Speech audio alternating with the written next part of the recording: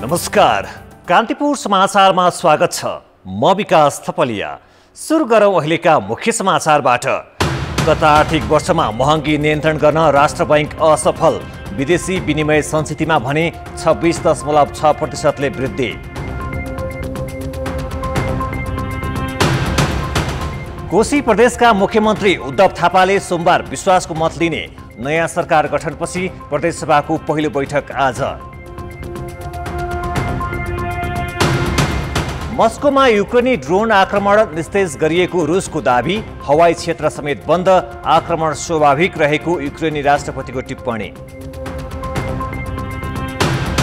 र जारी विश्वकपले महिला खेलकुदप्रतिको दृष्टिकोणमा सकारात्मक परिवर्तन ल्याएको फिफाको भनाई। अहिलेसम्म $570 मिलियन भन्दा बढी आम्दानी।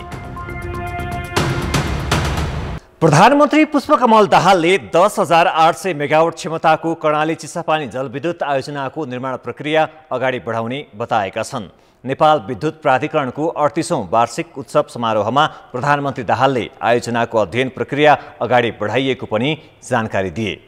आफू पहिलोपटक प्रधानमन्त्री हुँदा कुनै मेगा प्रोजेक्ट अगाडि बढाउने सपना देखेको उल्लेख गर्दै सोही सपनाको रूपमा कर्णाली चिसापानी आयोजनालाई लिएको उनको भनाइ छ।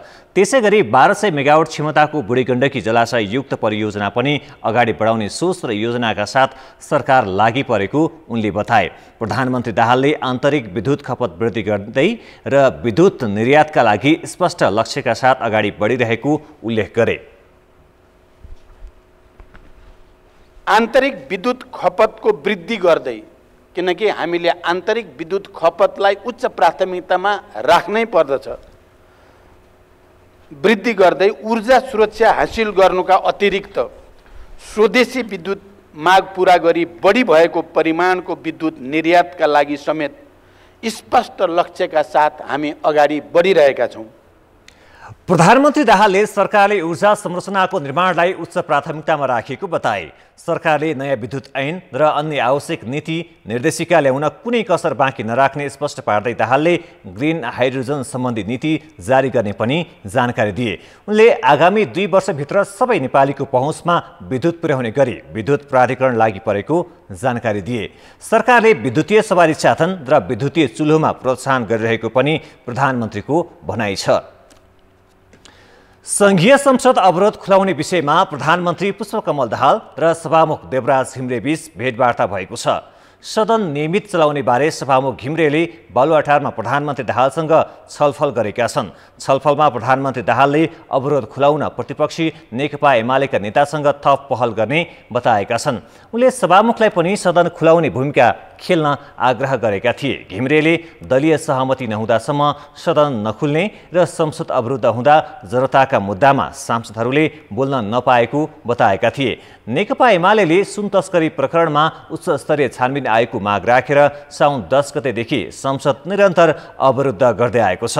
प्रतिनिधि सभा र राष्ट्रिय सभाको बैठक अवरुद्ध हुँदा सुन तस्करी, नक्कली भुटानी शरणार्थी, ललिता निवास जग्गा काण्ड लगायतका विषय र जनसरोकारका मुद्दाबारे सदनमा आवाज उठ्न पाएको छैन। सदन खुलाउने विषयमा राष्ट्रपतिले पनि चासो देखाएका छन्।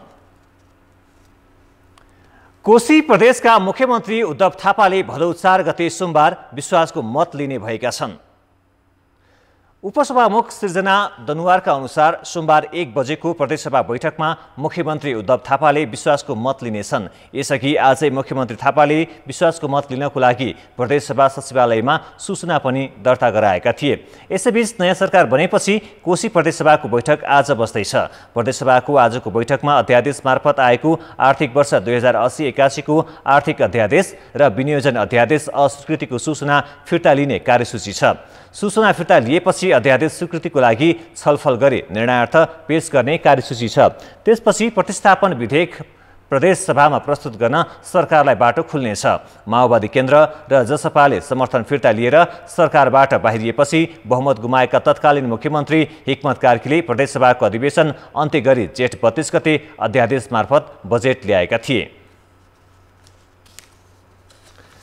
नेपाल राष्ट्र बैंक गत आर्थिक वर्षमा महँगी नियन्त्रणमा असफल देखिएको छ। नेपाल राष्ट्र बैंकले आज सार्वजनिक गरेको देशको वित्तीय तथा आर्थिक स्थिति सम्बन्धी रिपोर्टमा महँगीको अवस्था उल्लेख गरिएको हो। महँगीलाई 7% सीमामा राख्ने लक्ष्य भए पनि गत वर्ष औसतमा 7.74% महँगी रहेको राष्ट्र बैंकले जनाएको छ। यातायात, रेस्टुरेन्ट तथा होटल क्षेत्रको महँगी सबैभन्दा वृद्धि भएको देखिएको छ। रेस्टुरेन्ट तथा होटलमा खाद्य तथा पेय पदार्थ 14.42% र यातायातमा 13.5% वृद्धि भएको देखिएको छ। निजी क्षेत्रमा जाने कर्जा 3.8% मात्रै बढेको छ, जबकि राष्ट्र बैंकको प्रक्षेपण भने 12.6% को रहेको थियो। तरलता अभाव, उच्च ब्याजदर र आर्थिक शिथिलताका कारण कर्जामा वृद्धि हुन नसकेको र त्यसले आर्थिक वृद्धिमै प्रभाव पारेको छ। विदेशबाट आउने रेमिट्यान्स पनि 21.2%ले वृद्धि भई 12 खर्ब 20 अर्ब पुगेको छ, जुन गत आर्थिक वर्षमा 4.8%ले मात्रै बढेको थियो। रेमिट्यान्समा भएको बढोत्तरी र आयातमा 16%ले कमी आउँदा शोधनान्तर स्थिति 2 खर्ब 90 अर्ब बचतमा छ। शोधनान्तर स्थिति 2079 असारमा 2 खर्ब 55 अर्बले घाटामा थियो।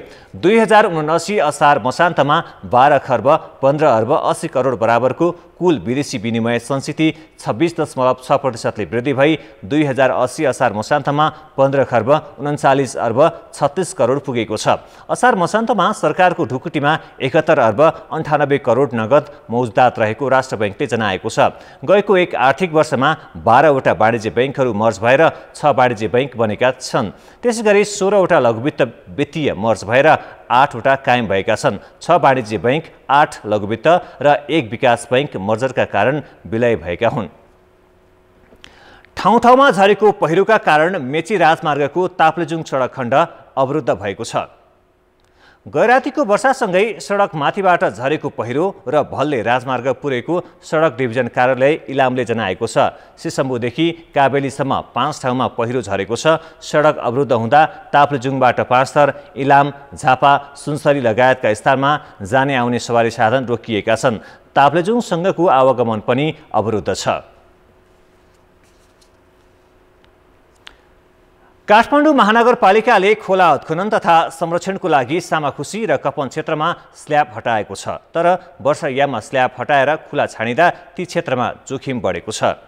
महानगरले गत पुसमै खोला किनारामा बनाइएका अवैध संरचना हटाउने कार्ययोजना बनाएको थियो। सोही अनुसार महानगरले केही दिन अघि मात्र काठमाडौँको वडा नम्बर 6 र 7 तथा बुढा नीलकण्ठ नगरपालिकाको बीचमा पर्ने एच्छेमती र चखुचा खोलामाथि लगाइएको स्ल्याब खोलेको छ। खोलालाई आफ्नो बहावमा फर्काउनु उचित भए पनि कपन, सातले लगायत खोला खुला गरिएका क्षेत्रमा जोखिम बढेको स्थानीयले बताएका छन्। अस्तिको जस्तो पानी आउँदैन भन्न सक्दैन त, अझै बर्खै छ आउँछ, त्यतिखेर पऱ्यो भने त जिम्मेवारी को त? त्यही भनेर मैले उहाँलाई पहिलेदेखि चेतावनी दिइरहेको छु। उहाँले चाहिँ पहिले यो व्यवस्था गरेर अनि गर्नुपर्ने के हो त्यतिखेर गर्नुपर्छ। हिउँद लाग्दैछ, यो अहिले बर्खा नगरे भए पनि त्यो अस्ति एउटा भल गइगयो। यो धेरै खतरा छ नि। यत्तिकै छोड्यो अहिले भनेदेखि त तपाईँलाई अब यसो धमाधम गर्दै गयो भने त होइन, यो खोलेपछि चाहिँ उतातिर बाटो ढल्छन् छुट्टै निकालिदियो भने त त्यो राम्रो भयो होइन। अब यत्तिकै छोडिदियो भनेदेखि त पछि सबैलाई खतरा भएन, बाटो हिँड्ने मान्छेलाई खतरा भयो, यता घरका नजिकका मान्छेलाई खतरा भयो। कपन क्षेत्रमा खोला उत्खनन गर्दा काठमाडौँ महानगर र बुढा नीलकण्ठ नगरपालिका बीच मतभेद बढेको छ। महानगरले समन्वय नै नगरी डोजर चलाएको र व्यवस्थापनमा ध्यान नदिएको बुढा नीलकण्ठ नगरपालिकाको गुनासो छ। एक त हाम्रो समन्वय भएन, सिधै डोजर लिएर आइयो। अनि त्यस पश्चात चाहिँ हाम्रो कुरै कन्सर्न के थियो भने यही अवस्था आउन सक्छ, भोलि अर्को हजार्ड ननिम्त्योस्, एउटा चाहिँ राम्रो विकल्प खोज्दै गर्दाखेरि अर्को नागरिकले दुःख पाउने अवस्था नबनोस्, त्यसका लागि चाहिँ न्यूनतम प्रिकर्सनहरू के अपनाउने। र अब यहाँ देख्न सक्नुहुन्छ कतिपय अवस्थामा हिजो राज्यको एउटा निकायको नम्सहरू पुरा गरेर घर बनेका छन्। त्यो नम्सहरू पुरा गर्ने क्रममा घर बनेका घरहरू अहिले हेरेन्दैहरू हेर्नुहोस् आफ्नो घरमा जान नसक्ने अवस्था छ। काठमाडौँ महानगर भने खोलालाई खोलाकै रूपमा फर्काउने प्रयास गरिएको र व्यवस्थापनको लागि सल्लाह भइरहेको बताउँछ। यसलाई व्यवस्थापन गर्नको लागि हामीले धेरै योजना गर्ने मध्ये अहिले यो बक्स कल्भर्ट आएको। बक्स कल्भर्टको विकल्प के त?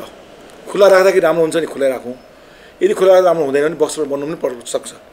यसमा यही भन्ने हामीले छैन, खुला त राखिसक्यौँ, त्यो ढल नबोकोस्, पानी बोक्नुपर्छ। ढलै बोक्नु पऱ्यो, पानी आकाशे पानी बन्नु पऱ्यो। त्यसको लागि हामीले विज्ञता उपत्यका नगर विकास प्राधिकरण एउटा चाहिँ योजना ल्याएको छ। त्यो योजनालाई गर्ने कि नगर्ने छलफलमै छौँ। सामाखुसी खोला उत्खननपछि सो क्षेत्रमा पनि उस्तै समस्या छ। आवासीय क्षेत्रको बीचमा रहेको खोला उत्खनन गरिएको तर दुवै किनारामा खुल्ला छाड्दा जोखिम बढेको स्थानीयको गुनासो छ। गत महिना मात्रै सामाखुसी खोलामा बगेर एक बालकको मृत्यु भएको थियो। राष्ट्रिय मानवाधिकार आयोगले पनि वर्षायाममा खोलाको स्ल्याब निकाल्दा हुन सक्ने मानवीय क्षतिको जोखिमका बारेमा ध्यान दिन महानगरको ध्यानाकर्षण गराएको छ। दाङको बङ्गलाचुली गाउँपालिकामा जङ्गली च्याउ खाएर बिरामी परेका आमा छोरीको मृत्यु भएको छ भने एकजनाको गम्भीर अवस्थामा उपचार भइरहेको छ। साउन 29 गते साँझ बङ्गलाचुली 4 भित्ताला जङ्गलबाट ल्याएको च्याउ खाएर बिरामी परेका आमा छोरीको ज्यान गएको हो। जङ्गली च्याउ खाएर गम्भीर बिरामी परेका बङ्गलाचुली 4 मैकुटीकी 27 वर्षीय ईश्वरी सुनारको राप्ती स्वास्थ्य विज्ञान प्रतिष्ठानमा उपचारका क्रममा आज मृत्यु भएको हो। यसअघि उनकी 11 वर्षकी छोरी अस्मिताको साउन 31 गते ज्यान गइसकेको छ। मृतक ईश्वरीका श्रीमान अजयको गम्भीर अवस्थामा राप्ती स्वास्थ्य विज्ञान प्रतिष्ठान घोराईमा उपचार भइरहेको छ।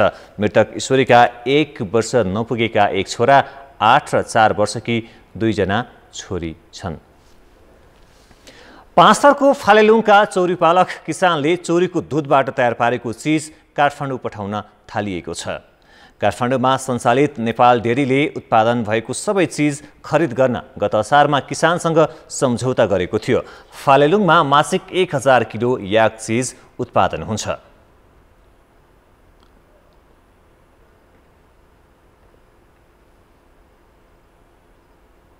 अहिले यो वर्ष मात्र हाम्रो सुरुवात भएको हुनाले अब यसलाई दिगो र व्यवस्थित गर्दै लैजाने, यसको बजारलाई चाहिँ अझै सुनिश्चित गर्दै लैजाने हाम्रो उद्देश्य छ। नेपाल डेरीले फालेलुङमा चिज फ्याक्ट्री खोल्न किसानसँग 20% लागत साझेदारी समेत गरेको थियो। यहाँका किसानले गत वर्षदेखि चौरीको दुधबाट चिज बनाउन थालेका थिए।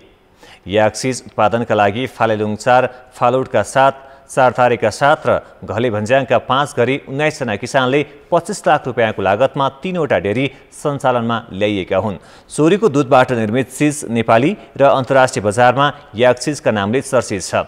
गाईको भन्दा फरक स्वाद र फ्लेभर भएकाले चौरीको घिउ र चिजको मूल्य बजार भाउभन्दा धेरै हुन्छ। अहिले गाईको दुधबाट निर्मित कञ्चन चिजको भाउ अहिले प्रति किलो 900 रुपियाँ छ भने याक चिजका भाउ 1500 रुपियाँसम्ममा बिक्री हुन्छ। जडीबुटी मात्रै पाइने उच्च पहाडी र हिमाली भेगमा मात्रै पालिने चौरी गाईले औषधिजन्य घाँस खाने गरेकाले यसको दुध स्वयं औषधिजन्य ठानिन्छ। चौरीको दुधमा फ्याटको मात्रा समेत धेरै हुने भएकाले यसको छुर्पी बाहिरी पर्यटकले रुचाउने गरेको व्यवसायीहरू बताउँछन्। पर्यटकहरूको बाक्लो आवागमन हुने सोलुखुम्बुसँगै काठमाडौँ र पोखराका होटलमा चिजको खपत धेरै हुने व्यवसायीहरू बताउँछन्। पाँचथरका आरोही सुशील शर्माले रसियाको माउन्ट एल्बुरस हिमालमा नेपालको झण्डा फहराएका छन्। शर्माले साउन 32 गते बिहान 5895 मिटर उचाइको उक्त हिमाल आरोहण गरेका हुन्। शर्माको टोलीमा 5 जना सहभागी थिए। विश्व शान्ति र धार्मिक सहिष्णुताको सन्देश दिने उद्देश्यसहित रसियन हिमाल आरोहण गरेको शर्माले बताए। शर्माले यसअघि विश्वको सर्वोच्च शिखर सगरमाथाको सफल आरोहण गरिसकेका छन्। प्रस्तावित प्रधान न्यायाधीश विश्वम्भर प्रसाद श्रेष्ठ विरुद्ध 3वटा उजुरी परेका छन्। संसदीय सुनवाई समितिले गत साउन 23 गते प्रधान न्यायाधीश श्रेष्ठ विरुद्ध 10 दिनको समय दिएर उजुरी आह्वान गरेको थियो। उनी विरुद्ध जम्मा 3वटा उजुरी परेको संसद सचिवालयले जानकारी दिएको छ। अब बस्ने समिति बैठकले परेका उजुरी खोल्ने र छलफल गर्नेछ। श्रेष्ठले कायममुकाम प्रधान न्यायाधीशको रूपमा साउन 21 गतेबाटै न्यायपालिकाको नेतृत्व गरिरहेका छन्। यसअघि प्रधान न्यायाधीश हरकृष्ण कार्की साउन 20 गतेदेखि अनिवार्य अवकाशमा गएपछि संवैधानिक परिषदको बैठकले श्रेष्ठलाई प्रधान न्यायाधीश सिफारिस गरेको हो। उनको नाम संसदीय सुनवाई समितिले अनुमोदन गरेपछि राष्ट्रपतिले नियुक्त गर्ने संवैधानिक व्यवस्था रहेको छ। अब जनमतमा आजको प्रश्न। हाम्रो प्रश्न छ, स्थानीय तहले सधैँ प्रमुख प्रशासकीय अधिकृतको समस्या किन झेल्नु परेको होला? ए सङ्घको व्यवस्था, बी कर्मचारीको अरुचि र सी पालिकाको अनिच्छा। जनमतको अन्तिम परिणाम आज साँझ 8 बजेको कान्तिपुर समाचारमा प्रसारण गर्दैछौँ। कृपया NEWS news space A, B वा C टाइप गरी 34001 मा SMS गरी आफ्नो मत व्यक्त गर्नुहोला। कान्तिपुर समाचार अहिलेलाई सकियो। कान्तिपुर टेलिभिजन हेर्दै गर्नुहोला। नमस्ते।